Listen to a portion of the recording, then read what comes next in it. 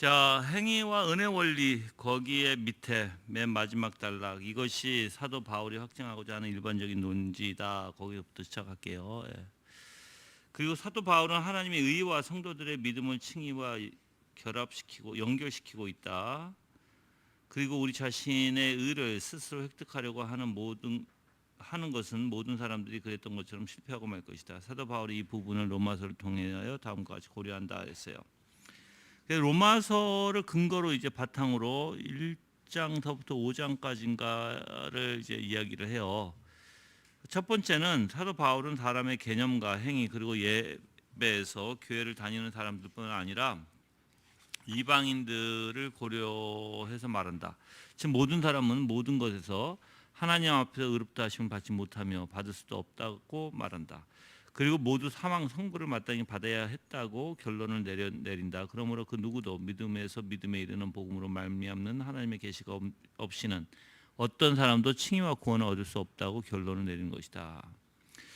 그래서 뭐 우리가 1장 19절 가볼까요? 한번 그 로마서 가볼게요. 로마서 1장 19절 한번 볼게요.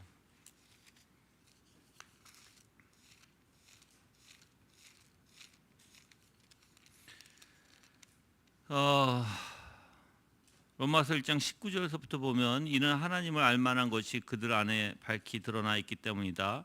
하나님께서 그것을 그들에게 밝혀 보여주셨다. 세상 창조 때부터 그분의 보이지 않는 것들 곧 그분의 영원하신 능력과 신성이 그분께서 만드신 만물을 통하여 분명히 드러나 알게 되었으므로 그들이 변명할 수 없다. 그들은 하나님을 알면서도 하나님께 영광을 돌리지 않고 감사드리지도 않았으며 오히려 생각이 허망하여지고 그들이 어리석은 마음이 어두워졌다. 그들은 스스로 지혜 있다고 하나 어리석게 되어 멸망하지 않는 하나님의 영광을 멸망할 사람과 새와 짐승과 기어다니는 동물의 형상으로 바꾸었다. 우상을 섬겼다는 거죠. 그러니까 이렇게 우리는 여기서도 얘기했지만 즉 분명히 사망 선고를 받아야 함에도 어떻게 보면 뭐 하나님의 계시가 없이는 그 어떤 사람도 칭의와 구원을 얻을 수 없다는 결론을 내린다 그랬어요. 예.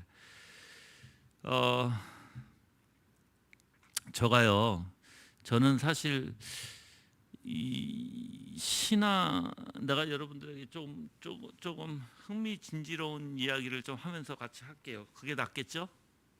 예? 그 여러분이 좋아할 것 같아. 왜 내가 그렇게 생각을 하냐면 이제 내가 이거를 어떻게 풀어 드릴까 하면 인간이라는 존재를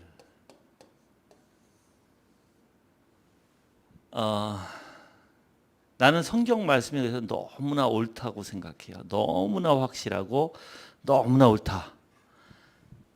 이 인간은요 죄로 인해서 이제 타락하잖아요. 타락한 상태는요 정말 자기 자신 스스로 자기 자신도 깨달을 수 없을 뿐만 아니라 정말 이게 허망과 망상과 헛된 그 사고에서 살아가는 게 인간이에요. 그래서 우리가 우리의 상태, 인간이 지금 어떤 상태에 있는 것을 깨닫는 것이 그게 굉장히 큰 은혜이기도 해요. 은혜이기도. 여러분 사람이 왜 여기서 아까 우리가 읽었지만 왜 우상을 만들까요? 우상을 만드는 이유가 뭘까요? 우상을 만드는 이유? 누구를 위해서? 그래서 성경에서도 너를 위하여 우상을 만들지 말고 이렇게 얘기하는 거예요. 우상은 자신을 위한 거예요. 자신. 그 신앙이 자신을 위한 신앙이 될 수 없는 거예요. 신앙은 하나님의 영광을 위한 신앙이 돼야지 자신을 위한 신앙이 되면 그건 안 되는 거예요. 그렇죠? 네. 이건 뭐가 문제가 되는 거예요. 그런데도 우리는 희한하게 하나님이 왜 인간을 깨트리셔야만 우리가 이제 흔히 이야기하는 깨지다 하잖아요. 우리가 깨지다 부러뜨리다 그렇죠? 왜 하나님이 왜 그거를 하셔야만 할까?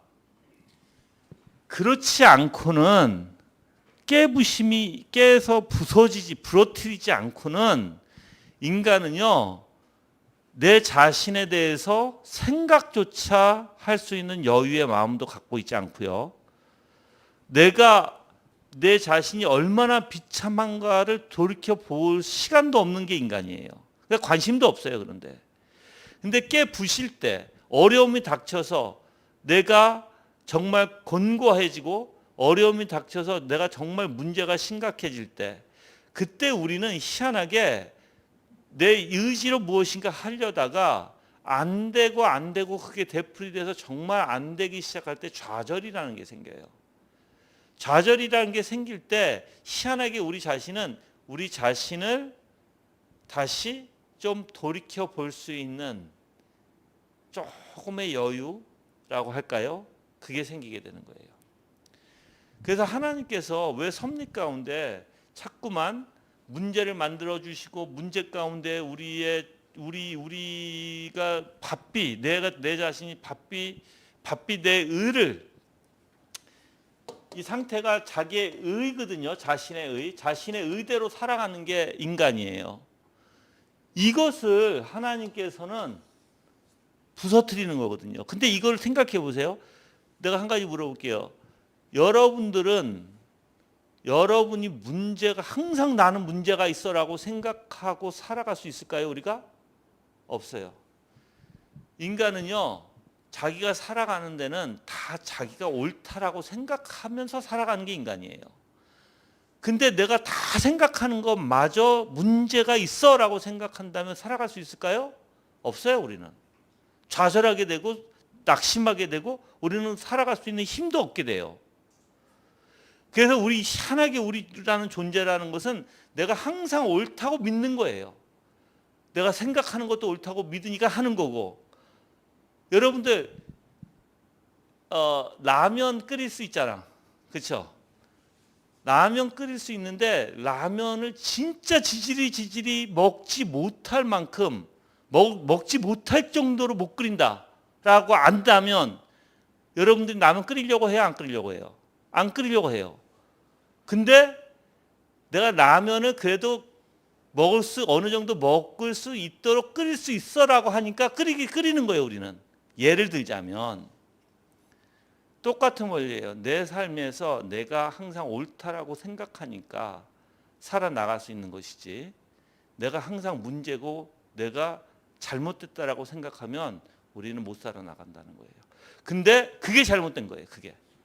우리는 내가 내 잘난 맛에 사는 게 아니에요. 원래는 우리는 하나님의 믿는 믿음에서 하나님의 중심으로 살아가야 되는 게 우리인데, 근데 타락하고 나니까 항상 내가 잘났다라는 거예요. 내가 옳다라는 거예요.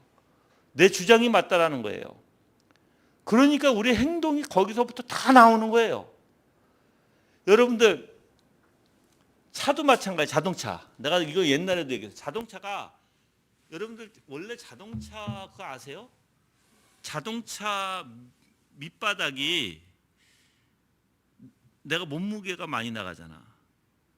앉으면 이게 퍽 땅으로 그 자리가 구멍이 나면 어떡할까?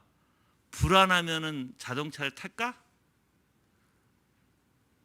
이게 너무 썩어가지고 자동차 밑이 썩어가지고 내가 타면 내 무게가 타면 이게 팍 밑으로 꺼질 것 같아 하고 굉장히 막 불안해. 불안한 것도 믿는 거죠. 그거를 그렇게 대가해서 믿는 거예요. 그러니까 불안한 거예요. 그럼 그거 타요? 안 타요. 근데 우리는 왜 타? 자동차를 안 꺼질 것을 믿는 거예요. 그러니까 타는 거예요. 똑같은 원리예요. 인생에서 사람들은 다 자기가 옳다라고 생각해요. 자기 생각이. 근데 하나님은 저걸 깨트린다니까요. 저거. 그래서 여기서도 얘기했듯이 아까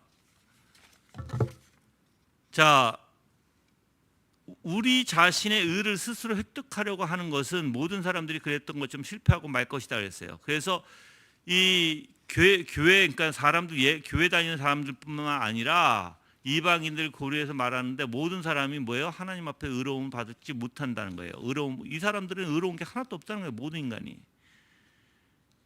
그래서 우리는 다 사망 선고를 받아야 된다는 거예요. 사망 선고. 너 다 잘못했어. 너가 알고 있는 거 다 잘못됐고, 너가 생각하고 있는 거 다 잘못됐고, 너는 하나님 앞에 그 어떠한 의도 내세울 수 없어라는 거예요. 그렇죠? 그럼 너는 오직 죽어. 왜 죽어? 너는 너의 모든 생각과 모든 마음과 모든 정신의 원리, 모든 감각의 원리가 하나님을 대적하고 하나님 받아들이지 못해. 여러분들, 그래서 저는 이러한 부분을 어떻게 보면 영적으로 가져가면 여러분들이 얼마나 피폐하고 잘못되어 있음에도 불구하고 여러분이 얼마나 자기 자신을 믿고 의지하고 살아가는지. 그래서 사람들이 달라요. 하나님을 믿고 사는 사람과 자기 자신을 믿고 사는 사람은 완전 사고 자체도 다르고요. 그래서 우리 자신은 내 자신을 믿는 게 아니에요. 나는 항상 잘못됐다고 생각해야 되는 거예요. 그럼 내가 믿는 건 누구예요? 오직 하나님만을 믿고 하나님만이 참되다라고 생각하는 거예요. 그래서 그분 말씀이 옳고 그분 말씀, 근데 자봐요. 내가 그분 말씀이 옳다라고 생각하려면 내가 잘못됐다고 생각을 해줘야 된다는 거야. 내가 잘못됐다고 생각하지 않으면 나는 항상 하나님의 말씀을 내 스스로 내가 거부할 거야. 내가 잘났으니까. 그래서 사람들하고 대화해 보면 자기의 자기가 옳다라고 주장하는 사람들이 얼마나 많은가. 사람은요, 자기가 생각하는 대로 행동하게 되고 말하게 돼요. 만약에 우리 이광남 집사님이 의사시잖아요. 근데 이 본인이 진료를 하고 있는 게 다 잘못됐다라고 생각한다면 진료를 할 수 있을까요? 내가 말하는 것도 다 거짓이고 내가 말하는 것도 확실히 알지도 못하는데 무조건 난 다 얘기하고 있고 그것을 다 잘못됐다라고 아신다면 진료를 볼 수 있을까요? 못 볼까요? 못 봐요. 그렇죠? 볼 수가 없죠. 그렇죠? 그 똑같은 거예요.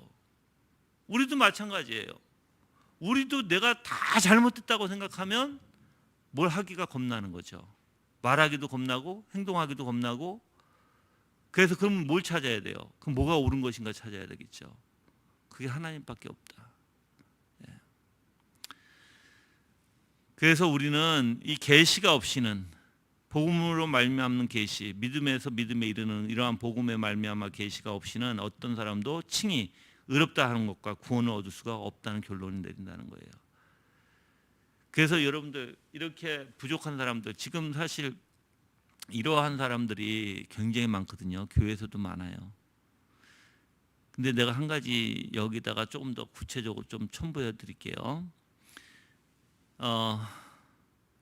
사람이요, 언제 더 자기의 고집의 그 확신 가운데, 확신이니까 자기를 믿는 확신 가운데 언제 더 그게 고집스러워질까요? 언제 더?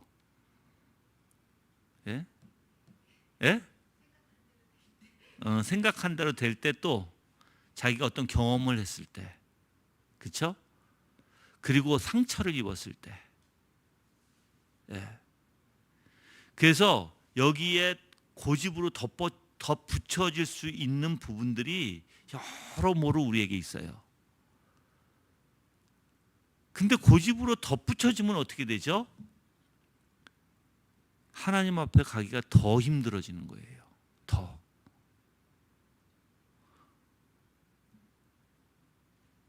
내가 물어볼게요. 나는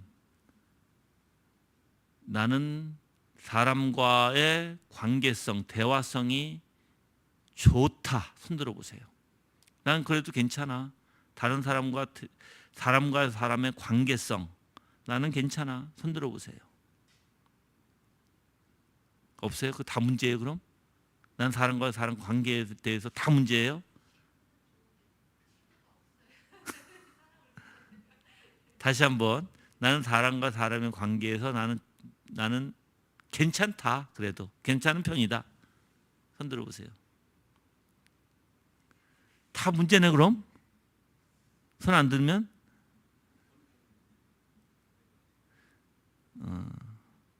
여러분들 사람과 사람과의 관계에서 문제가 되는 이유가 알죠?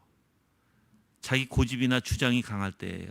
자기 편견이, 자기의 사고가 강할 때, 다른 사람이 말하는 걸 안 받아들이고 자기 입장만 고려하고 자기 입장만 생각하고 자기 입장만 말할 것만 말하는 사람들.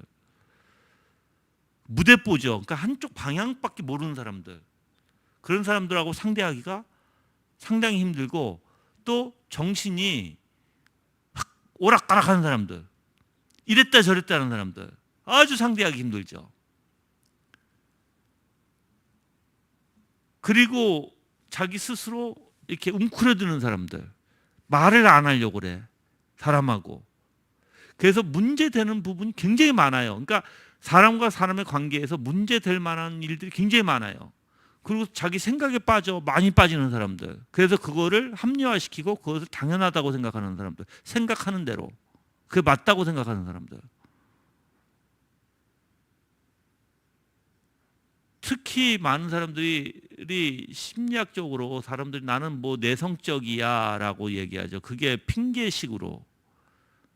그거 올바른 게 아니에요, 여러분들. 근데 사람은요, 사람과의 관계에서부터 보면 알아요. 이 사람이 얼마나 잘못된 사람인가, 잘못된 사고를 가지고 있는가. 하나님은 우리를 그렇게 만들지 않았어요. 또 우리에게 그렇게 요구하시지 않아요. 우리에게 화평을 이루라 얘기죠. 오늘 오전 설교에서 들었잖아. 다 화평해야 돼요, 우리는. 근데 우리는 화평하지 못하고 너무 까칠하던가, 너무 소극적이던가, 자기 중심으로 살던가, 그렇게 빠져버리면 어떻게 돼요? 그렇게 빠져버리면 자기 세상만을 꿈꾸게 되고 사람하고 잘 어울리지 못하게 되는 거예요. 그러면서도 그런 사람들을 합리화시켜요, 자기를. 뭐 괜찮아, 나 외롭지 않아, 나는 잘하고 있어, 뭐 다른 사람이 문제지 내가 문제인가, 이렇게.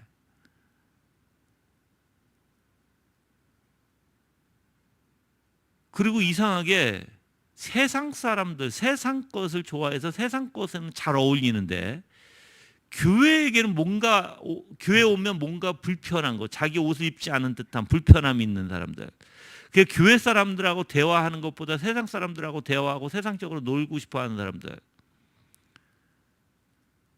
문제죠. 그 사람 사고가 어떻다는 걸 금방 탄로가 나잖아. 그렇죠? 사람은 끼리끼리 모이게 돼 있어요. 끼리끼리. 세상 것을 좋아하면 세상적인 사고를 가진 사람들이고요. 오히려 반대로 세상 것을 싫어하고 하나님의 사람들과 같이 대화 나누고 하기를 원하는 사람들은 하나님 것을 좋아하게 되는 거예요. 그래서 저는 여러분들이 우리의 사고가, 또 우리의 죄성이 정말 하나님께서 받아들일 수 없는 사고다, 받아들일 수 없는 본성들이다, 다 자기의 그 악으로 쫓아갈 수밖에 없는 존재들이다, 그것을 로마서 1장서부터 풀어나가는 거예요.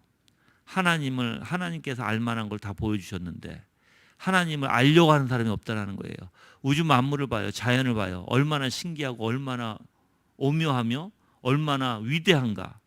그래서 분명히 만든 자가 있을 텐데 그 만든 일을 올바로 섬기려고 찾는 게 아니라 오히려 우상을 섬기고, 만들어진 것을 가지고 오히려 우상을 섬기고 자기를 위해서. 얼마나 인간이 타락했는가. 그렇죠? 그래서 오히려 여러분들이, 그래서 저는 저가 사람들하고 대화하거나 보면 다 사람들의 어떠한 자기 기준에서 빠져있는, 자기 기준에서 빠져서, 근데 어떤 사람들이 제일 문제인지 아세요? 진짜 문제인 사람, 신앙적으로 이야기하는 듯한데 자기의 기준에 빠져서 신앙적으로 얘기하는 사람들. 이 사람들 진짜 이거 힘든 사람들이에요. 그러니까 어떤 원리냐면, 하는 행동이나 모든 사고는 다 하나님의 것이 아니야. 근데 자기는 신앙이 좋은 척하고 척이 아니라 그렇게 빠져 있는 사람들이 있어요. 그래서 자기는 신앙인처럼 얘기하는 사람들이 있어요. 아무 문제 없이. 그 사람들이 가장 큰 문제예요. 가장 큰 문제. 그 사람들이. 요즘 그 사람들은 약이 없어. 왜? 자기 잘못된 것을 모르잖아. 자기가 좋은 신앙인처럼 얘기하잖아. 원래 좋은 신앙인은요, 자기의 잘못, 자기의 문제를 알고 있는 사람들이에요. 그 여러분이 나한테 목사님은 얼마나 신앙이 좋으세요? 나는 신앙이 좋은 게 아니라 나도 문제가 많고 문제가 많은 상태에서 주님을 찾으려고 하는 거예요. 문제가 많은 상태에서 주님을 놓으면 안 되니까. 문제가 많은 걸 아니까 주님을 놓으면 더더욱 안 되겠지. 그 문제를 많이 알고 있는 사람이 더욱더 주님을 찾게 돼 있는 거예요. 근데 자기 문제는 아무것도 몰라.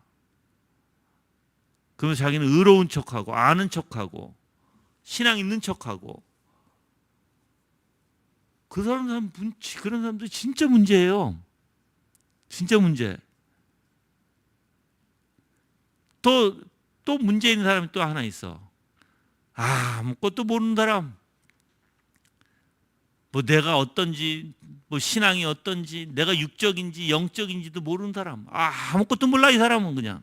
관심도 없어 그냥. 그런 사람도 진짜 문제야. 뭐 이야기하면 네 그렇죠. 네 말은 잘하는데 아무것도 몰라 아무것도. 자기 상태도 모르고. 그래서 은혜가 뭐냐면 자기의 상태를 알고 그 상태에 따라서 주님을 추구하는 게 은혜예요. 근데 지금 로마서에 나오는 원리는 뭐냐면 다 모든 사람이 죄인이라는 거예요. 하나님을 찾는 이가 하나도 없다라는 거예요. 3장 10절에 나오죠. 로마서. 모든 사람이 다 죽을 수밖에 없는 존재임에도 불구하고 하나님을 찾는 이가 아무도 없다. 예. 자, 2번을 보면 바울은 기록된 율법과 율법의 특권들과 하나님의 언약의 보증이었던 할례의 특권을 2장에서부터 고려한다. 그리고 많은 논쟁들과 더불어 어떤 것으로도 하나님 앞에서 칭의를 얻을 수 없음을 밝히고 있다. 그렇죠? 어떤 것이라도 하나님 앞에 의로움 받을 수 있는 게 없다 인간은. 그리고 유대인이든 이방이든지 간에 하나님의 말씀을 거슬러 공개적으로 죄를 범하고 있는 것과 이방인은 자연의 빛을 거슬러 죄를 짓고 있으며 유대인들은 율법을 거슬러 죄를 지었다는 것을 논증한다. 유대인이든 간에 이방인이든 간에 하나님의 말씀을 거슬러 공개적으로 죄를 범하고 있다는 거예요. 이방인은 뭐예요? 자연의 빛을 거슬러 양심을 거슬러서. 유대인들은 뭐예요? 율법을 거슬러서 죄를 짓고 있다는 거예요. 우리 이방인들은 어떻게 심판받는다 그랬어요? 자기 양심에 따라 심판을 받는다 그랬어요. 그렇죠? 예. 말씀이 있는 곳은 어떻게 받아요? 즉 율법으로. 말씀으로 받는 거예요. 말씀을 들었으니까 말씀이 그들에게 잣대가 돼서 심판이 되어지는 거예요. 예. 그러므로 그 누구든지 하나님 앞에서 의의 특권을 대하여 모두 배제시킨다. 그러한 논지는 그 누구도 자신들의 규칙으로 의를 획득할 수가 없다는 필연적인 결과가 나온다. 자기 자신. 그래서 이 의는 아까도 얘기했지만 이 인간이 가지고 있는 의, 자연적인 의, 이게 의, 자기의 의, 이것을 가지고 절대 하나님 앞에 의롭다 여김을 받을 수 있는 인간이 없어요. 오히려 반대로 우리는 이것을 십자가에 못 박아야 돼요. 우리는. 그리고 오직 그리스도의 의를 가지고 살아가야 되는 거예요. 이게 신앙의 원리예요.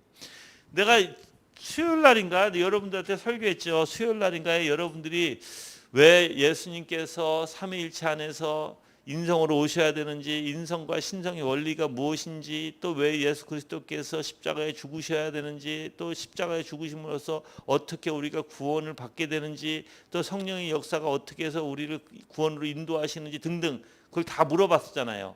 그걸 여러분 다 알아야 된다고 그랬어요. 이게 다 솔직히 말해 다 연결되는 거예요. 이게 우리의 죄성과 하나님의 일하심과 인간의 죄와는요, 이게 하나님의 역사하심 구속적 방법이 바로 우리의 모든 죄와 연관되어 있어요. 그래서 다 연관되는 원리예요. 이게 다. 예. 그래서 여러분들이 이런 것까지 꿰뚫고 있어야 된다는 거예요. 같이 누구하고 대화를 하거나 여러분들이 분명히 복음을 전하기 위해서는 이런 것을 다 어느 정도 알고 있어야 전도하기가 쉬워지겠죠. 예.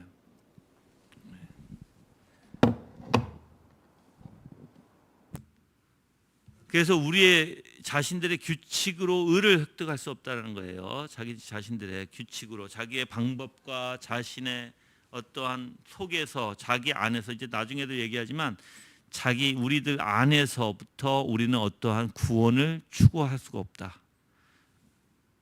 오직 예수 그리스도 거 외에는 우리가 할 수가 없다라는 거예요. 네. 자, 3번을 보면 그리고 바울은 유대인이든 이방인이든 그들 모두에게 있는 본성의 부패와 사람들의 마음과 삶에서 필연적으로 나타나는 끔찍한 결과들에서 모든 사람들이 똑같이 죄 아래 있다는 것을 증명한다. 그랬죠. 그 3장이에요. 로마서.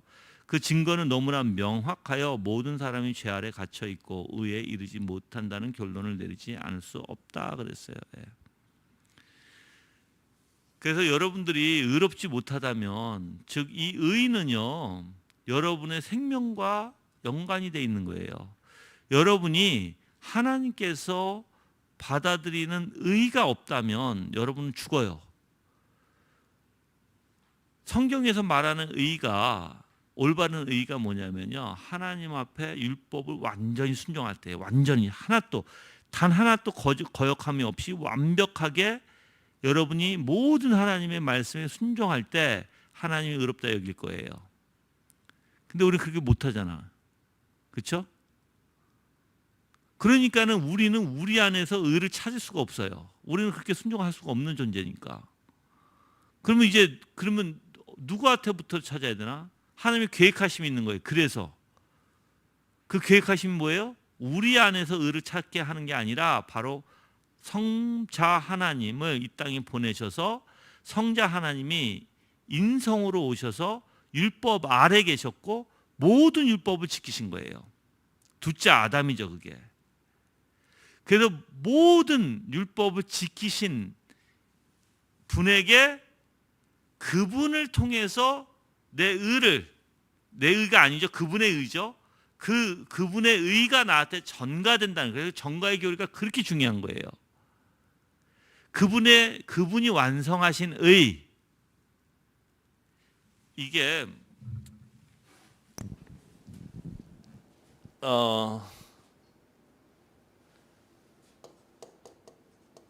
첫째 아담을 생각해 보세요. 첫째 아담이 둘 중에 하나였을 거예요. 순종으로 의가 이루어질 것이고 불순종으로 우리는 영벌을 받을 거예요. 하나님이 그렇게 얘기하셨으니까 그렇죠? 예. 근데 이거는 물 건너갔어. 자, 만약에 아담이 순종해서 의에 이뤘다면 이 후손들은 뭐 어떻게 됐을까요? 다 의인들이 됐을 거예요. 그렇죠? 근데 이렇게 됐어. 불순종으로 나왔어. 그럼 여기에 달리는 후손들은 다 뭐예요? 네, 불순종의 죄책을 가진 죄인이 되는 거예요. 그렇죠? 그래서 아담에게는 두 가지 원리죠. 하나는 죄책을 전가받고, 이거 전가라고 하는 거예요. 전가. 부패성. 유전으로 가는 거예요. 이렇게. 알았죠? 그게 그대로 이렇게 나온 거예요. 만약에 아담이 순종했으면 이렇게 나왔을 거고. 근데 똑같이 둘째 아담이 나왔어요. 둘째 아담. 둘째 아담이 누구예요? 그리스도예요. 똑같이 육신으로 오셨어. 둘째 아담도 똑같을 거예요. 불순종했으면 우리에게 소망이 없었을 거예요. 근데 아버지의 계획은 절대적으로 불순종할 수 없는 분을 이 땅에 보내셨죠. 여러분들 예수 그리스도께서는 불순종하실 수가 없어요. 그거 아셔야 돼요. 그러면 인성의 원리로 온전히 순종하셨기 때문에 우리에게 여기에, 그래서 우리는 뭐라고 해요? 이거를 거듭남, born again, 영어로 얘기하면 born again이에요. 다시 태어나다라는 뜻이에요. born again. born이라는 건 뭐예요? 태어나다. again, 다시.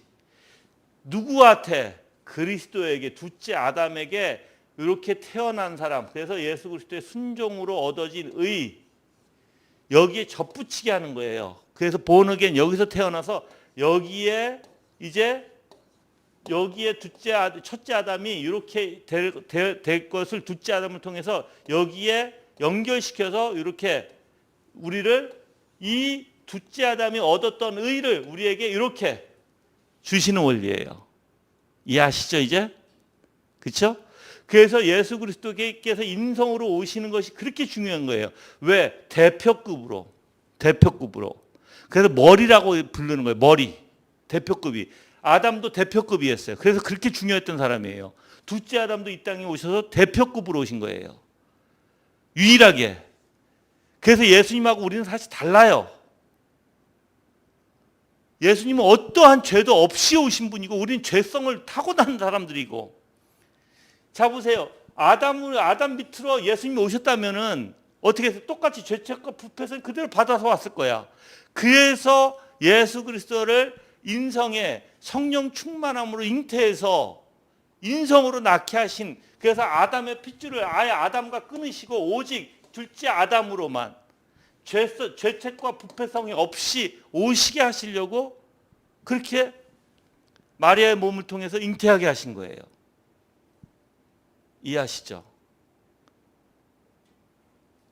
여러분들이 이런 것들을 구체적으로 알아야 된다는 거예요. 그래서 이렇게 그럼 의를 받았을 때 그럼 이게 내가 얻어지는 의인가? 내 행동으로? 아니에요. 뭐예요 이거는? 하나님의 주권적 선택이 있는 거예요. 하나님이 나를 건지셔서 선택하셔서 내가 예수 그리스도에게 접붙일 거야.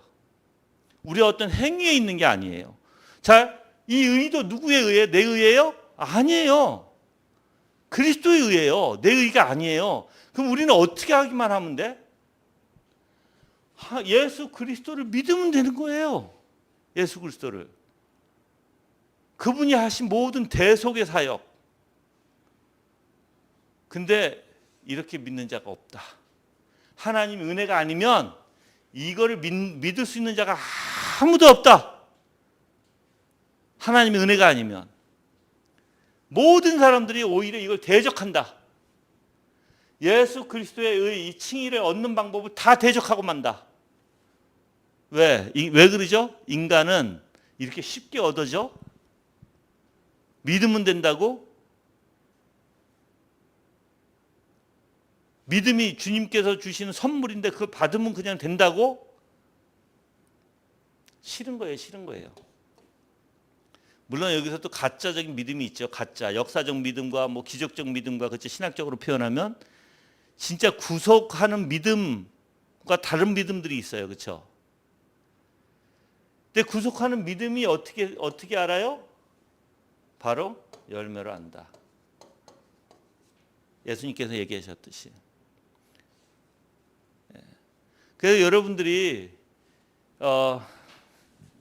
물론 내가 이런 구속사의 원리, 그러니까는 왜 예수님께서 이 땅에 오셨고 뭐 어떤 일을 하셨고 여기 순종도 어떤 일을 하셨고 왜 이렇게 하셔야 되는지 등등을 다 저가 구체적으로 얘기하고 싶어요, 사실. 그래서 전체적인 구속사를 한번 쫙 여러분들한테 풀어주고 싶어요, 아주 구체적으로. 그럴 때가 있겠죠? 아유, 근데 그럴 걸 꿰뚫어야 돼요. 어느 정도는 여러분들이 꿰뚫고 있어야 기독교가 이거구나 라는 것을 알게 되는 거예요. 이게 그래서 우리가 다른 종교하고 다른 거구나 알게 되는 거예요. 그래서 이해하시죠? 그래서 우리 3장에서는 죄 아래 갇혀 있어서 모든 이가 의에 이르지 못한다 이거예요. 모든 이가 다. 예. 자, 4번을 보면 율법은 하나님께 대한 순종의 전체적인 것이며, 그렇죠? 율법은 무조건 순종을 요구해요, 여러분들. 율법에 순종하지 않으면 어떻게 돼요? 율법은 정죄해요. 자, 그러면 한 가지 물어볼게요. 내가 여러분들 아주 쉬운 거예요. 내가 순종하지 못하면 율법이 날 정죄할까요? 정죄 안 할까요? 정죄해요. 이것도 또 구체적으로 얘기해 주세요.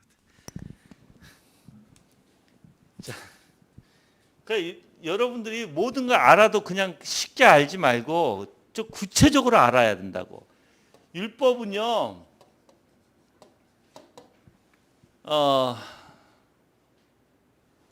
의롭고 거룩하고 선하다 그러죠.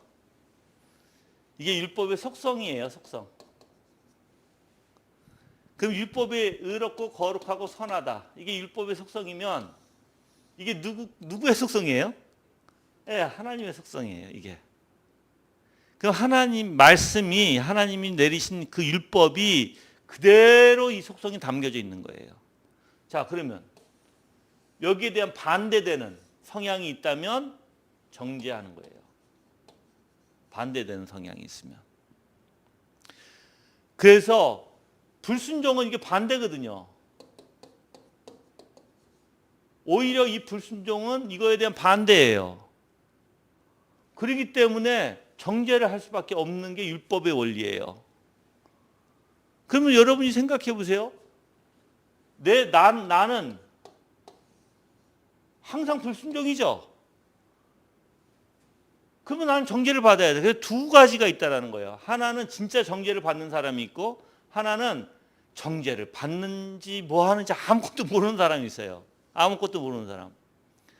근데 여러분들 진짜 정죄는 언제 받게 되나요? 나한테, 그러니까 느껴지는. 이 사람이 나는 진짜 이게 정죄를 나한테 정죄하네? 하고 느껴질 때가 언제일까요?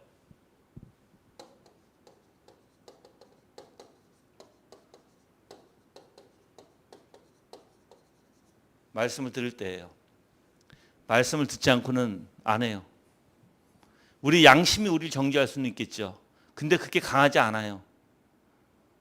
나를 돌려놓을 만큼 강하지가 않아. 그래서 하나님의 말씀은요, 정죄를 계속 말씀을 가르치게 되잖아요. 교회라는 곳에서. 그러면 사람들이 하나씩 깨기 시작하는 거예요. 알기 시작하게 되는 거예요. 누구를? 자기 자신을. 그래서 내가 뭔가가 불순종의 원리구나라는 걸 알게 되고, 그래서 하나님의 진리의 말씀이 나를 정죄하게 돼 있는 거예요. 그때 내가 깨닫게 되는 거고. 근데 이제 이게 강도가 높아지면 높아질수록 내가 어떨까요, 여러분들? 정죄받으면서 내 강도가 높아져. 막 그냥 이제 마음에서, 양심에서 강도가 높아져서 내가 굉장히 불편해지게 되고, 그 마음의 양심의 짐으로 눌려지기 시작한다. 그래서 신음소리가 나기 시작한다. 어떨까요? 그때는 주님 날 살려주세요라고 고백할 수밖에 없는 거예요. 그러면 율법을 통해서 내 양심이 깨닫게 되고 내가 어떠한 존재인지를 인식하게 되는 것에 대해서 정말 복된 거죠.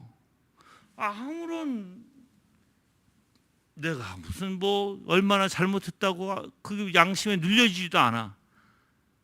무뎌진다고 되는 거예요. 그게 양심에 화인 맞은 자들이 되는 거예요. 그렇게 되면 사람들은요, 그래서 나는 참 안타까운 게 뭐냐면, 여러분들이 말씀을 들으면 들을수록 내 양심이 점점 정결돼야 돼요. 거룩하게 돼야 되는 거예요. 더욱더 민감해져야 되는 거예요. 근데 반대로 관심이 없어져. 반대로 내가 점점 양심에 화인 맞아가지고 감각이 없는 자가 되어버렸어. 성경에선 저주받은 자예요. 하나님의 말씀은 성령께서 어떻게 해요? 그를 정결케 만드는 원리예요.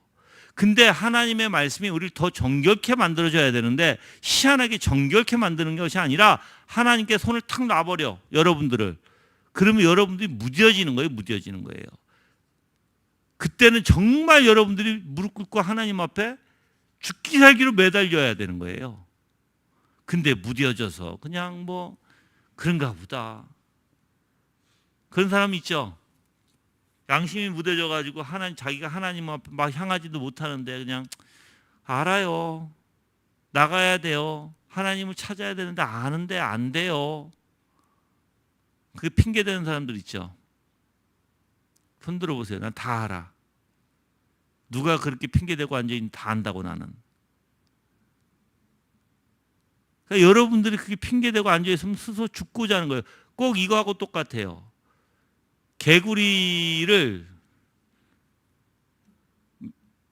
미지간 물에서 뜨뜻한 물로 천천히 달굴 때 자기가 익어가는지도 모르고 그 안에 있는다 그러지.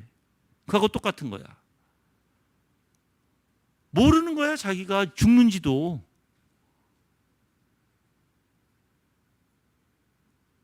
그러면서 자기는 항상 표현하죠. 해야 되는데 안 돼요. 아니요. 관심도 없고 의지가 없는 거죠. 자꾸만 다른 데로 향해야 되고 마음이. 그래서 여러분들이 우리 인간을 좀 여러분들이 잘 파악하고 여러분이 얼마나 부패되어 있는 존재인지 알아야 돼요. 그래야 내가 그리스도를 찾게 되는 거예요. 그래야. 나 한번 솔직해져 볼까? 이 시간에. 나는 그리스도를 정말 열심히 찾으려고 한다. 열심히 찾으려고 한다. 손 들어보세요.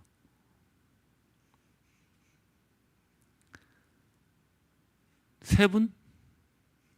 네 분?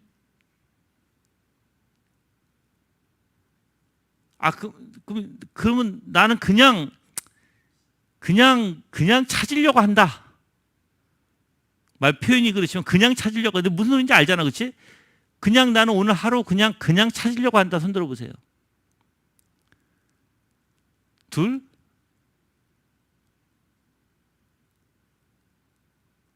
난 그냥도 안 찾는다. 생각은 있는데 안 찾아진다. 손 들어보세요. 솔직해지자 그랬어. 난 다 알고서 나는 물어보는 거예요. 그런 사람이 다 있는지 알고서 내가 물어보는 거라고. 내가 질문을 왜 물어보고 왔어 내가.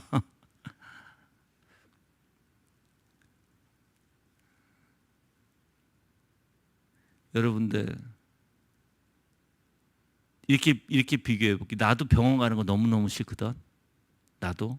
그래서 병원을 잘 안 가려고 해. 진짜 좀 내가 솔직히 말하면 아파도 안 가려고 해 나는. 자, 근데 내가 진짜 아프면, 그래서 내가 쓰러져서 대굴대굴 굴르면 병원 갈까 안 갈까? 예? 가요.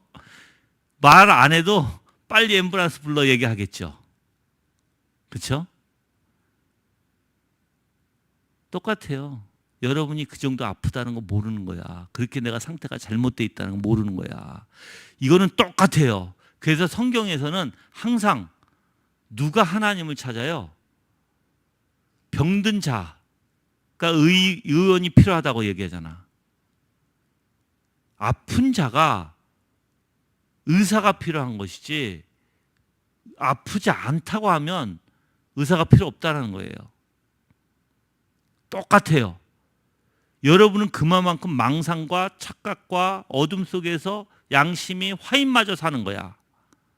그 정도로. 그리고 그냥 찾는다? 하나님이 그냥 찾을 뿐이야? 그 정도로 가치가 없는 분인가? 하나님이? 생각해 보세요. 그 정도로 여러분들 하나님 찾을 때 무슨 뭐 그냥 찾을 만큼 가치가 없는 분이에요? 내가 물어볼게. 여기에 진짜 예를 들어서 금괴가 숨겨져 있다. 그래서 여러분들 찾는 사람이 가지세요. 그러면 안 찾을까 열심히? 여러분들 하나님을 모르니까 그런 거예요. 모르니까. 그냥 찾는 사람은 형식적인 찾음에 위험성이 있고요. 그렇죠? 근데 머리로는 알아. 찾아야 되는데 안 찾는 사람은 자기가 어디가 아픈지도 모르는 사람이고요. 진짜 하나님을 찾아야 돼요, 여러분들. 온 마음을 다해서, 온 힘을 다해서, 정성을 다해서 찾아야 되는 거예요. 그게 마땅한 도리예요, 그렇죠, 인간이. 아멘. 이렇게 합시다. 이렇게 합시다. 우리 지연자매는 내가 빨리 강화에 집을 지면 게스트방이 하나 있거든. 뭐 근데 와서 자고 싶은 사람 언제든 자도 돼. 거실도 넓으니까 언제든지 자도 돼. 그리고 내 공부방도 있어. 그러니까 거기서 자도 돼. 근데 좀 나하고 좀 생활을 같이 해야 될 것 같아. 생활을 같이 하면서 자연스럽게 하나님을 알아가고 자연스럽게 공부하고 자연스럽게 그런 생활들이 있는 것을 가져야 돼요. 막 억지로 여러분들 하나님을 알아, 그게 아니라 모든 게 자연스럽게 하나님을 항상 알아가는 원리예요. 근데 마음이 항상 거기에 뺏기지 않는 거예요. 밥을 먹으나 뭘 하나 항상 하나님 앞에 내 마음이 가 있고 내가 주님을 알아가고 싶은 마음이 있어야 되고, 그래서 무엇을 하든 내가 어떻게든 하나님의 말씀을 보고 어떻게든 생각을 하게 되고 어떻게든 읽어보게 되고, 또 내가 공부할 수 있는 시간도 따로 만들어서 공부도 하고, 그러한 가운데 그렇게 여러분들이 훈련을 되어줘야 돼요. 훈련. 그래서 여러분들이 정말 좀 뭐랄까 정말 그런 생활들을 훈련하기 시작하면요, 그래서 몸에 배기 시작하면 어디 가서든 여러분들 그런 훈련이 되어져요. 그냥 그렇게 되게 돼 있어요. 예. 나 같은 경우에는 내가 조금 느슨해진다 싶으면 나는 내 공부방으로 올라가요. 거기서 안 내려와. 왜 안 내려와? 물론 다리가 아프니까는 일어서서 움직이려고 내려오는데 거기서 될수록 안 내려오려고 해요. 왜냐면 거기 있으면 뭐예요? 내가 어차피 뭘 하든 책을 봐야 되고 성경 말씀을 읽어야 되고 내가 연구하던 걸 연구해야 되니까. 근데 또 연구하기 시작하고 책을 보기 시작하면 또 계속 빠지니까. 그런 습관을 어떻게든 들이려고 하는 거예요, 내가. 어떻게든. 그래야 돼요, 여러분들도. 어떻게든 책상 앞에 앉아서 하나님의 말씀을 펴놓고 어떻게든 읽으려고 해야 될 거 아니야. 그냥 마냥 내 육신에 좋아서 육신에 따라가는 것이 아니라 그걸 멈출 줄 아는 사람들이 돼야 돼요. 알았지, 지연자매? 책상 있어? 방에? 그래, 그럼 성경책 펴놓고 책 내가 읽었던 거 펴놓고 정리할 거 펴놓고 항상 거기 앉는 버릇을 하라고. 어떻게든 앉는 버릇. 알았지? 그 사람들하고 돌아다니면서 깔깔대고 웃어봤자 아무 소용이 없어. 그게 재밌는 게 아니야. 다 무의미한 거야. 그 시간이 아깝지 않아? 무의미한 시간. 나는 영원한 것을 내가 취하는 시간이 가장 즐거운 시간이야. 영원한 거. 영적으로도 하나님 앞에 영원히 나한테 유익된 것을 취하는 게 가장 복된 시간이야. 근데 금방 깔깔대고 세상적인 거는 뭐든지 없어지는 거잖아. 금방 그 시간이 지나면 다 없어지는 게 이 세상 거야. 그러니까 여러분들이 분명히 생각하시고 우리의 죄성을 계속, 내 죄성을 그냥 내버려 두지 마시라고요. 천국은 침노하는 자의 것이라 그랬잖아. 천국은 침노하는 자의 것. 알았죠? 그렇게 되기를 바래요. 예. 그래서 율법의 행위는 우리에게 요구되는 것이기 때문에 율법의 온전한 순종으로 우리가 의롭다 하심을 받을 수단으로 정의될 수 있다. 하지만 이 세상에 그 누구도 율법을 완전히 지킬 수 있는 자들은 없기에 율법은 오히려 우리를 정죄하고 우리가 율법의 순종으로 의롭다 함에 대해 전적으로 불충분하다는 것을 나타낸다 그랬어요. 자, 로마서 3장 19절 20절 읽어볼게요.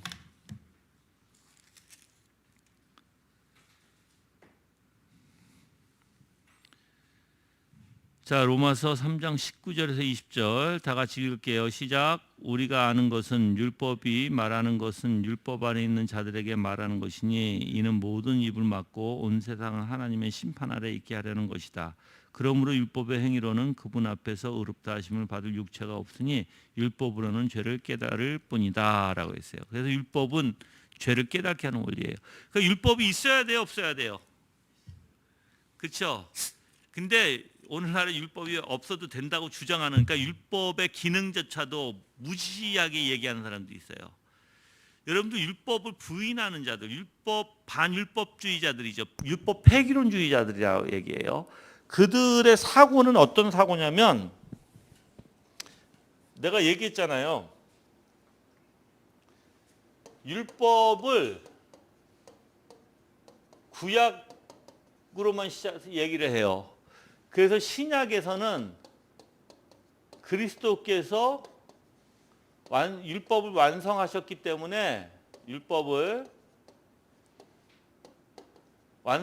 때문에 이 신약에서는 율법이 더 이상 필요 없다라고 얘기해요. 율법의 기능조차도 부인해버리는 자들이에요. 이게 바로 율법 폐기론주의자들이에요. 우리는 율법이 구약에 있어서 이 구약에 이렇게 얘기할게요. 똑바로. 먼저 이것부터 알아야 돼요. 칼빈은 율법을 두 가지의 원리로 얘기했어요. 하나는 구약으로, 두 번째는 기능으로 얘기했어요. 이 구약으로는 뭘 얘기하냐면 하나님의 진노하심, 즉 구약에서 하나님이 어떤 분으로 나와요? 죄를 싫어하시고 죄를 벌하시는 하나님이죠. 그렇죠? 그래서 진노하시고 벌하시는 하나님으로 나타냈어요. 그 이유가 뭐예요? 왜 칼빈은 왜 구약을 이런 표현을 했을까요? 왜 그러냐면 우리가 죄를 질 때 하나님의 진노를 알아라는 거예요. 하나님이 얼마나 그 죄를 싫어하시고 얼마나 진노 가운데 계시는지를 구약을 통해서 봐라라고 얘기하는 거예요. 그래서 율법을 구약으로 표현한 거예요. 두 번째는 기능으로 표현해요. 기능은 뭐예요? 아까도 얘기했지만 정죄하는 거예요. 죄를 깨닫게 하는 거예요. 원리예요, 이게. 그래서 우리가 몽학 선생이라고 얘기하잖아요. 몽학 선생, 그렇죠? 믿음이 올 때는 몽학 선생이 필요 있어요, 없어요? 없죠. 왜 그래요? 믿음은 여러분들 믿음의 원리에서는 몽학 선생이 필요 없다는 게 뭐냐면 바로 은혜 가운데 예수 그리스도를 통해서 이 죄가 용서받았다는 거예요. 용서. 그렇다고 해서 이 기능마저도 무시해서는 안 되는 거예요. 그래서 칼빈이 율법의 3용도를 얘기한 거예요. 첫째 용도, 즉 우리가 죄인이라는 걸 깨닫게 한다. 죄인이라는 걸. 둘째 용도, 우리를 낮춘다. 우리가 얼마나 비참함을 알게 한다. 그래서 주님을 찾게 한다. 이제 찾아가는 거예요. 요게 유효적 역사로 표현하는 거예요. 유효적 역사. 그 셋째는 이제 아니까 무엇이 올바른 거 아니까 진리를 통해서 올바른 선을 제시한다. 이거예요.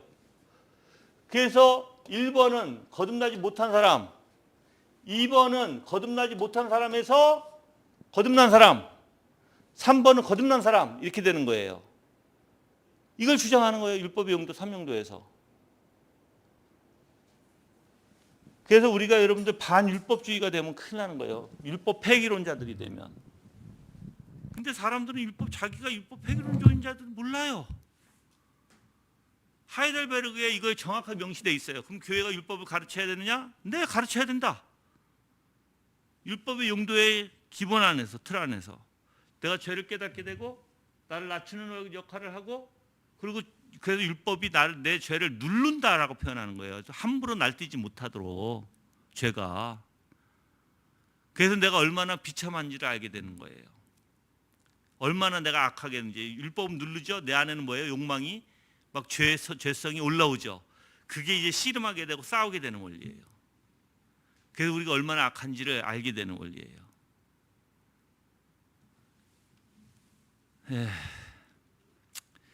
자, 5번을 볼게요. 5번. 하나님의 약속이 이루어지면 은혜의 도움으로 되는 것이며 자연인 상태에 있는 불신자들은 율법의 행위로는 자신을 의롭게 하는 것이 절대 불가능하다. 하지만 중생한 자들은 믿음의 행위로 인하여 그리스도 안에서 하나님께서 그들을 받아주신다.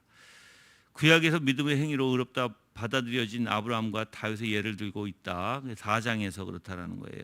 예. 자, 여러분들 하나님의 약속이 이루어짐. 그래서 구약에서도 믿음으로 구원받고요. 신약에서도 믿음으로 구원받아요. 여러분들 아브라함이 어떻게 해서 하나님 앞에 의인이 됐어요? 바로 약속을 믿었기 때문에. 누구 약속을 믿었기 때문에? 그리스도에 대한 약속을 믿었기 때문에. 그래서 구약에서도 그리스도가 믿음의 중심이었고 신약에서도 그리스도가 믿음의 중심이에요. 이해하시죠? 예. 자, 모든 사람들은 하나님 앞에서 다들 죄책이 있으며 죄 아래 갇혀 있고 그 어떤 변명도 하나님 앞에서 할 수가 없다. 여러분 죄에 갇혀 있는 거 알아요? 이렇게 표현해 볼게요. 조금 더 흥미진진하게 여러분들에게 우리가 어떠한 사고, 이제 물론 우리가 갇혀 있는 게 많아요. 어떤 사고에 갇혀 있고요. 이제 요거를 좀 분석하면 다 분석하면 집착, 강박, 편집, 우울, 또 비교, 의식, 편견 등등 쫙 계속 나열할 수 있겠죠. 이게 다 갇혀 있는 거예요. 무엇인가 갇힌 거예요. 여러분들 내가 억울함 이것도 갇힌 거예요. 이것도 갇힌 거예요. 우리는 무엇인가 항상 갇혀 살아요. 갇혀 살아. 거기에 사로잡혔다라고 표현한 거예요. 사로잡혔다.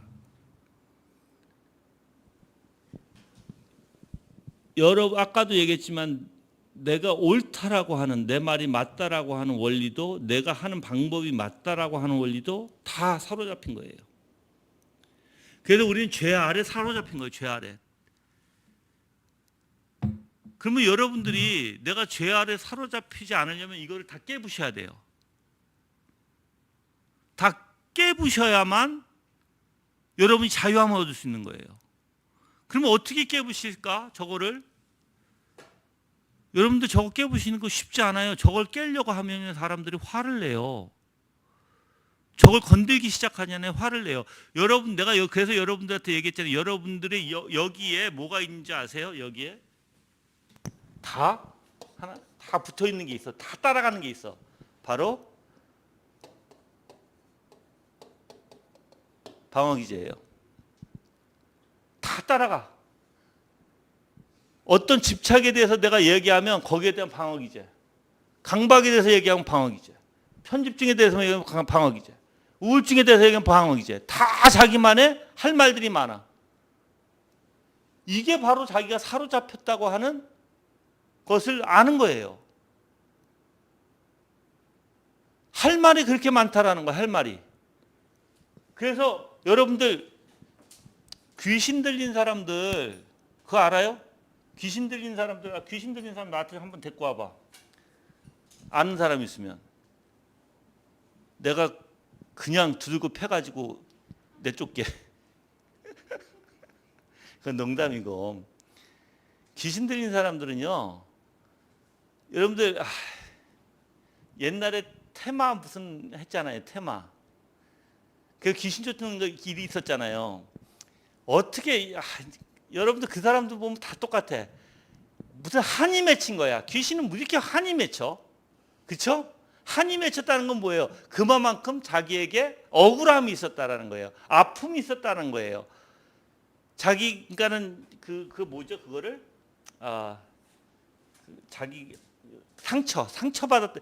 그게 오늘날 말로는 상처고 옛날 전설의 고향의 말로는 그게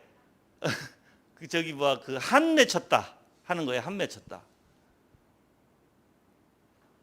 여러분 생각해 보면 왜 우리가 이렇게 한이 맺혀야 돼? 그게 문제예요. 우리는 그것도 다 자기 중심이에요. 그거 깨지지 않으면 안 돼요, 여러분. 근데 하나님은 그걸 어떻게 깨신지 아세요? 우리가 얼마나 어리석은지부터 가르쳐 주세요. 우리가 얼마나 어리석은지. 우리가 얼마나 어리석고 우리가 얼마나 잘못됐는지 그것을 인지하기 시작하는 거예요. 내가 얼마나 잘못됐는가. 그거 인지가 있지 않으면 깨지지가 않아요, 여러분들. 생각해 보세요. 저걸 어떻게 깰 거야? 저거 얘기하기 시작하면 여러분들은 이제 화를 내기 시작하는데 왜 당신은 내 말을 안 들어? 왜 당신은 내 편이 아니야? 왜 당신은 나를 알아주지 않아? 다 그래, 이 사람들 다. 그래서 이상하게 다른 사람이 여러분들이 이상하게 본다는 것을 싫어하는 거예요. 자기 이상하면서도 다. 저는 이거 잘 알아요, 여러분들. 왜 그러냐면 내가 왜 이거 잘 알까요?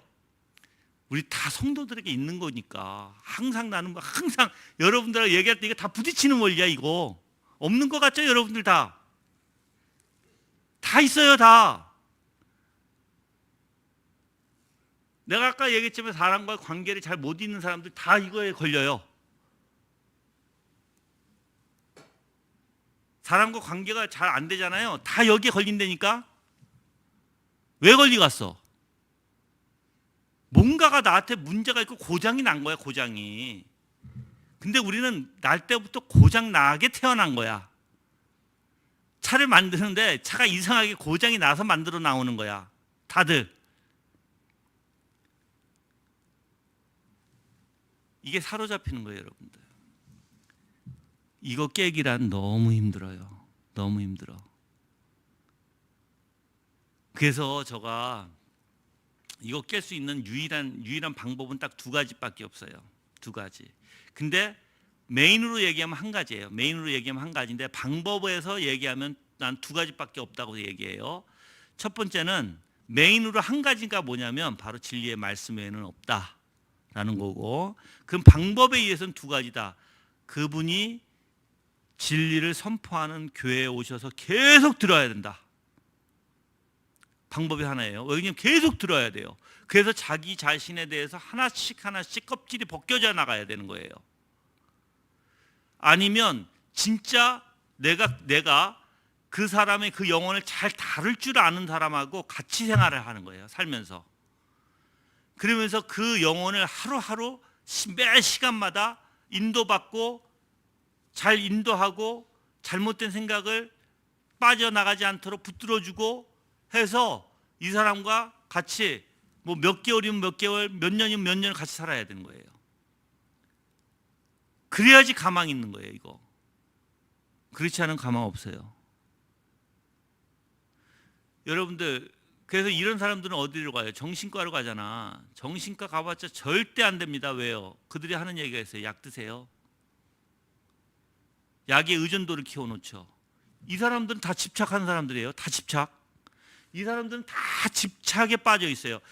자, 여러분들 이게 하나하나 내가 다 이야기하면 여기에는 집착이 굉장히 강해요, 이 사람들이 다.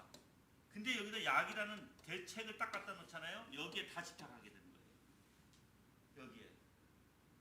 그래서 사람들이 이거를 의존하게 되는 거예요, 이제. 의존도가 상당히 높은 자들이에요, 원래 집착 때문에 이 사람들이. 근데 그래서 이 약을 통해서 어느 정도 그냥 이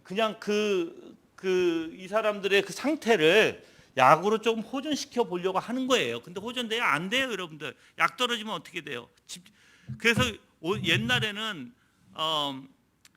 이 약들이 어떤 약들이 많이 나왔냐면 그 중독성 약들이 많이 나왔어요. 중독성 약들. 오늘날에는 그게 많이 좋아져서 중독성 약들보다는 중독되지 않는 약들이 많이 나왔다고 하는데 그걸 뭐라고 그러지? 항 무슨 제라고 하죠? 의사 선생님. 그 무슨 뭐라 그래요? 항 뭐라고 하던데?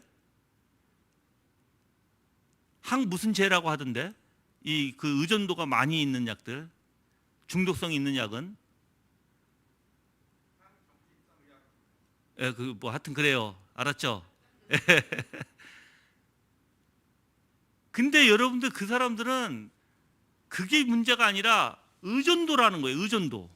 저 약에 대한 약을 안 먹으면 안 될 것 같은. 그래서 그 사람들이 자기가 약을 찾게 돼 있는 거예요.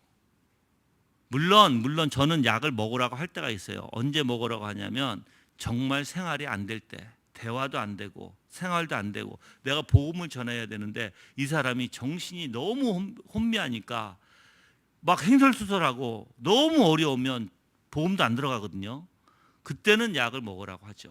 왜 그러냐면 복음을 알아듣고 좀 차분히 가라앉혀서 대화하기 위해서.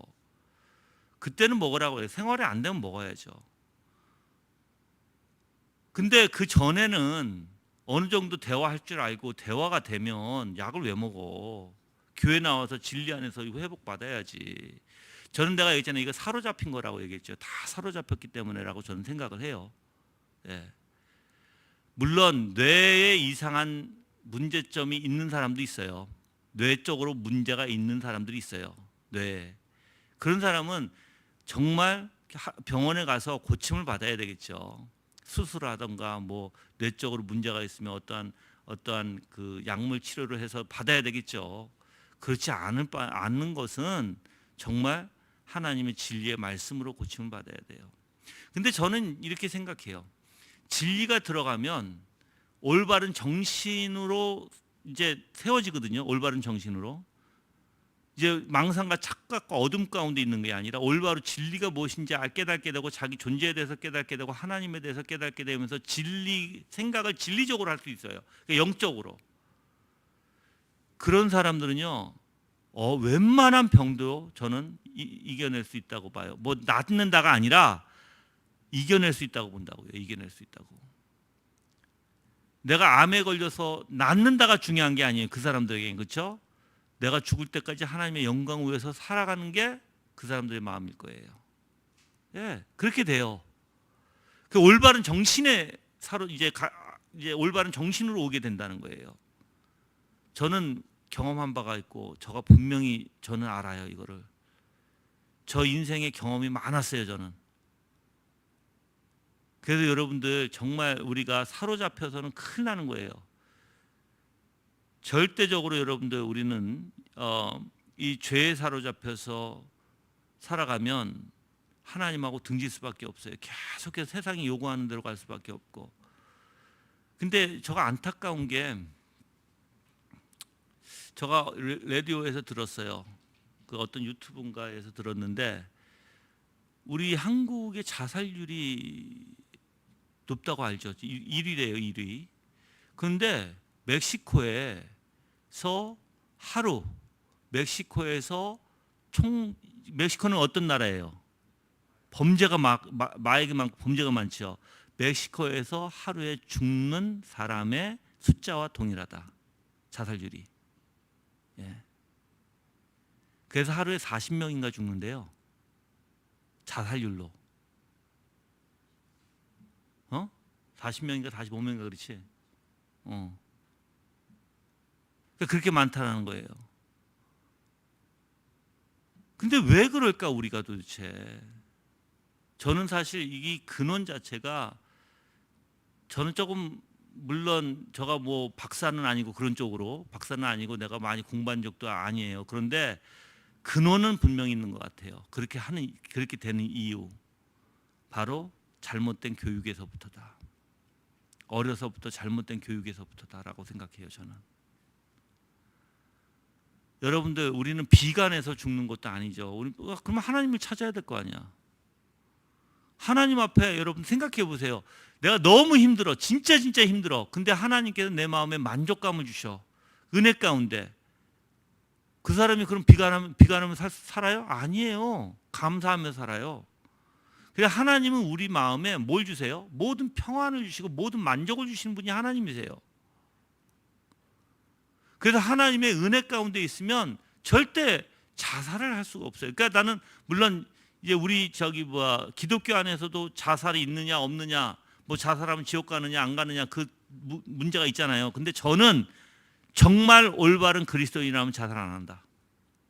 성경에서 자살이 6번이나 나오거든요. 그것도 다 잘못된 사람들이 자살이지 절대로 올바른 사람이 자살하지 않아요. 특히 그 중에서 자살을 올바른 이게 자살이다라고 얘기하는데 자살이 아닌 사람이 있어요. 그게 삼손이에요. 삼손은 자살이 아니에요. 영웅이에요. 그 전사하다가 싸우다가 죽은 거예요. 삼손은 원래 자살이 아니에요. 삼손은. 근데 여러분들 사울은 자살이에요. 사울.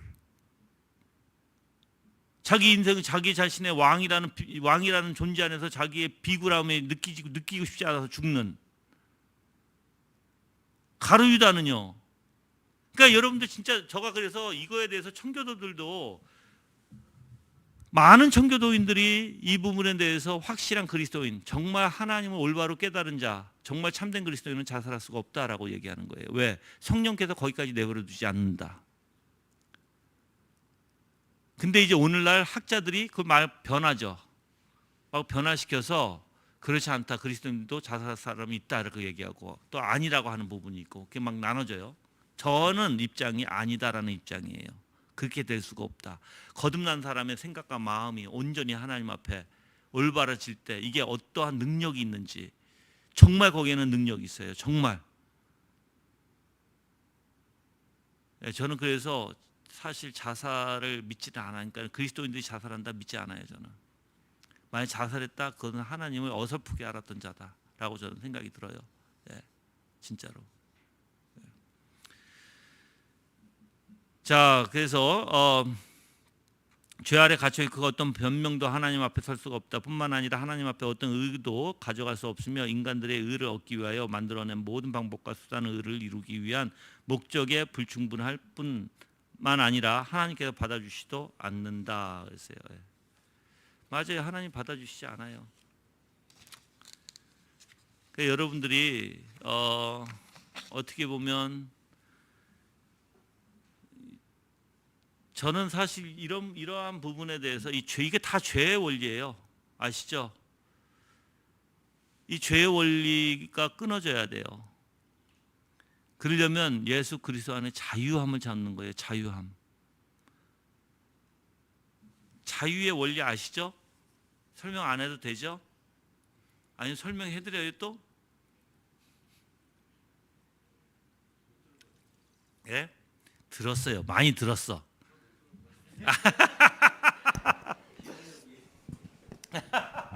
얘기를 해도 기억력이 없어. 자,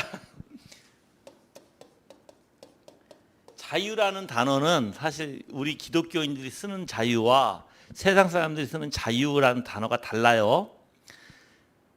그 아마 의미 자체가 다를 것 같아요. 내가 볼 때는. 근데 우리 그리스도인들을 먼저 얘기할게요. 그리스도인들은 자유를 그리스도 안에서만 얻을 수 있어요. 그러면 이 예수 그리스도 안에서만 그럼 얻는 자유가 뭘까? 바로 우리가 하나님의 형상으로 만들어진 상태로 다시 돌아가는 거예요.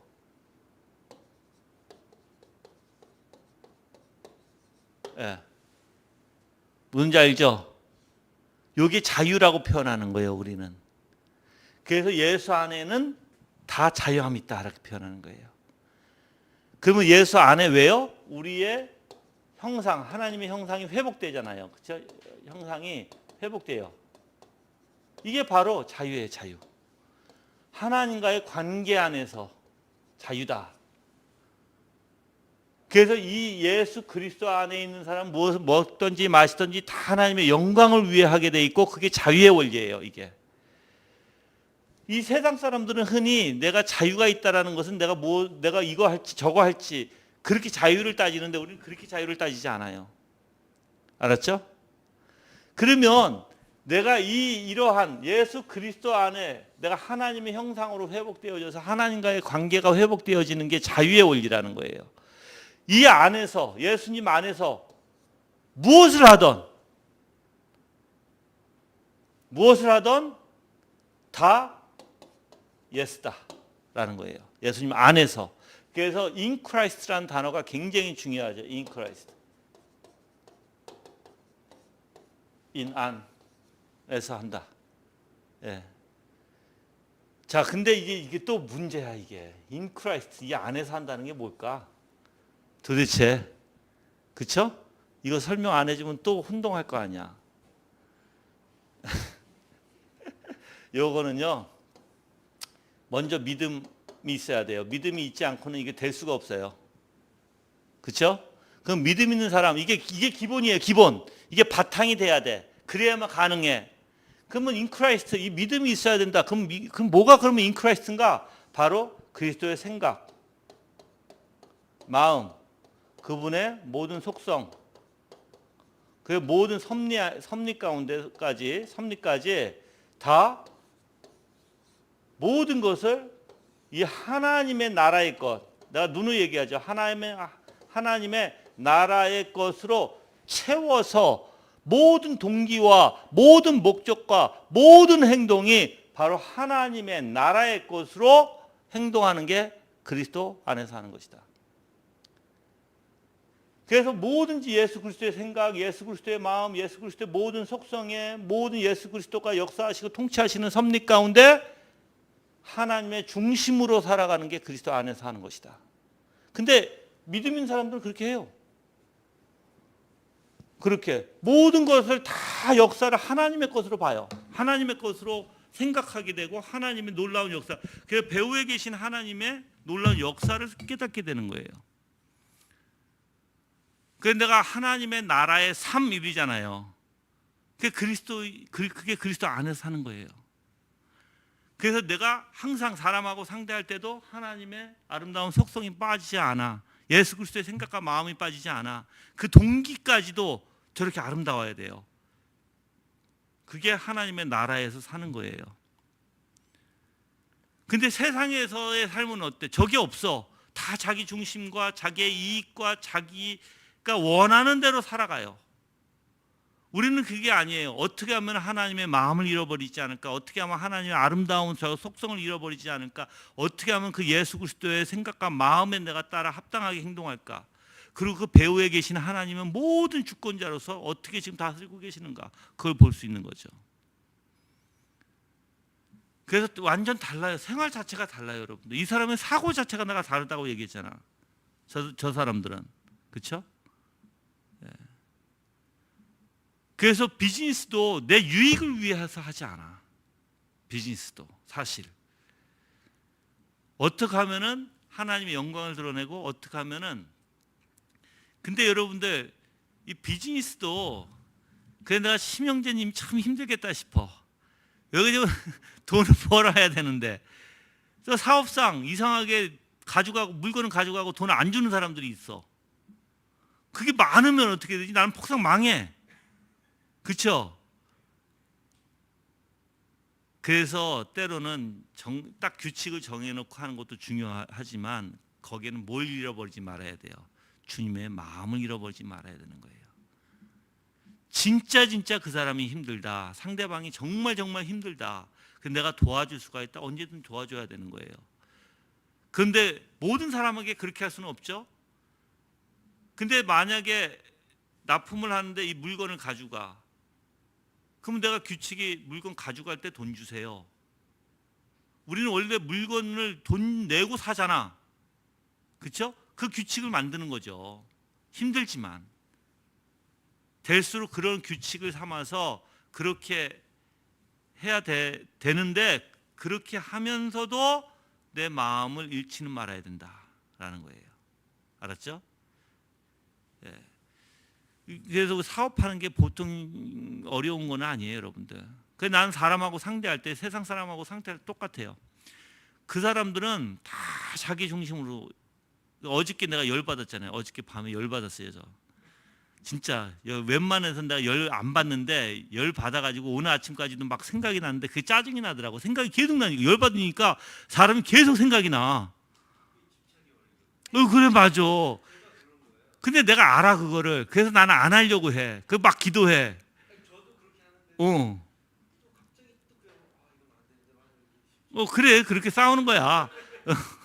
그러다가 보면 내가 주님 앞에 내가 마음을 내려놓게 되고 또 주님이 더 이상 생각을 않게 해주고 그래. 그럼 나 지금 생각 없어.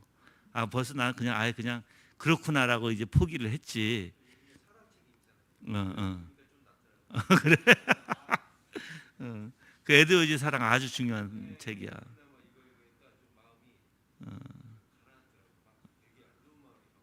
어, 어, 그렇지. 맞아, 맞아, 맞아. 음,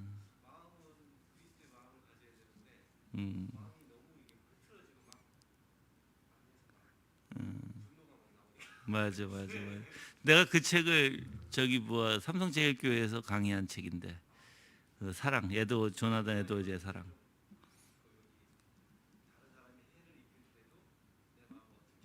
음, 맞아.